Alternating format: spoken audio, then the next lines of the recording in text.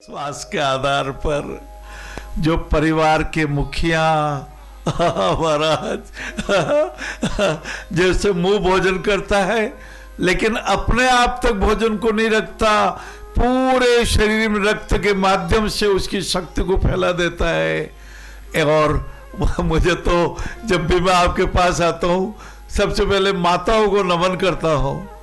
आज मेरे मन में आ रहा था जीजाबाई शिवाजी की माता जी और वीर शिरोमणि महाराणा प्रताप के माता जी, वो भी आपके जैसे माता जी, जिन्होंने जीजाबाई ने कहा था दुर्गा माता, पार्वती माता, भवानी माता, मुझे ऐसा पुत्र देना जो समय का सदुपयोग कर सके, जो साहस का पर्याय हो, जो राष्ट्र भक्ति को महत्व देता हो, जो देश को अपने आप से ऊपर समझता हो। और इतिहास गवाह है छत्रपति शिवाजी के रूप में भारतीय संस्कृति के संवाहक मिले, जिन्होंने तानाजी को कहलाया तानाजी गढ़ जीतना है, और गढ़ तानाजी ने जीत लिया।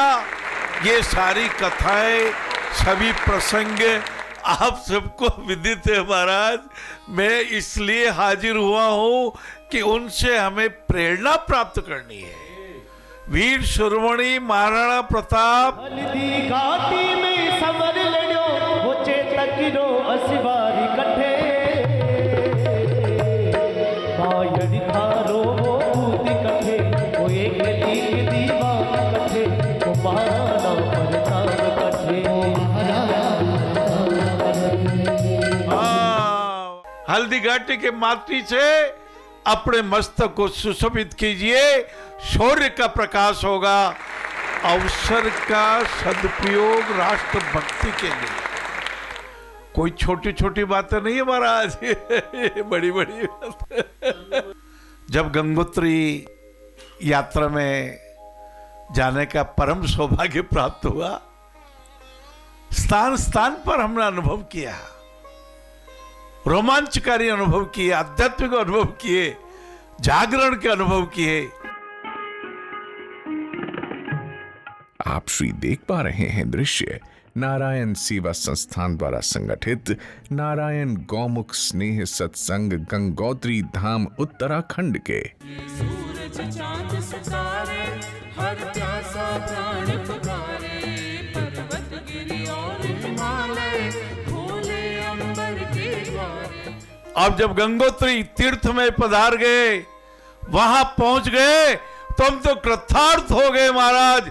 गंगोत्री तीर्थ में अवसर मिला, पूजा का अवसर मिला, स्नान का अवसर मिला, गंगोत्री माता के मंदिर में दर्शन का, और अवसर मिला वहां पे रामचरितमानस के पाठ करने का, सुंदरकांड का पाठ किया गया, हनुमान चालीसा बोला गया, गंगोत्री माता की जय लगाई गई। उस समय मेरे मन में पाठ के बाद एक चिंतन चला, कैसे हमारे ऋषि महर्षि महान गंगोत्री से ऊपर गोमुख, गोमुख से ऊपर तपोवन, जहां से ग्लेशियर से बर्फ पिघलती है और पिघली हुई बर्फ बूंदों के रूप में गिरती है, एक बूंद, दो बूंद, सैकड़ों बूंद, हजारों बूंद, लाखों बूंद, और गंगा नदी का प्रवाह प्रारंभ हो जाता है। बात की जय। उस समय मेरे मन में चिंतन चला, ऋषि महर्षियों ने हमें एक साधना की शक्ति दी। अपने अंदर की दीवाल और बाहर की दीवाल बहुत मोटी है।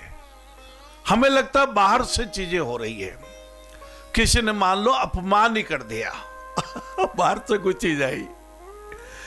अब यदि उसका विकार मन के अंदर जाकर के उसको जागृत नहीं करेगा तो कोई दिक्कत नहीं है।